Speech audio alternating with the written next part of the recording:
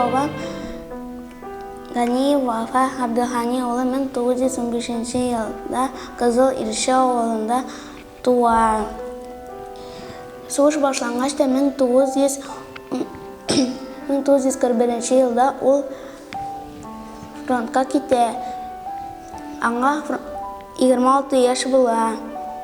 Ол укшы полкта хезмәт итә. 1942 елда көчле бәрәшләр вакытында аның аяғына зыян килә.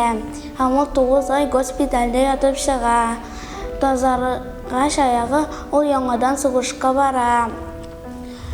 Һәм ул бик күп шәһәрләрне азат итә һәм Берлинга кадәр барып җитә.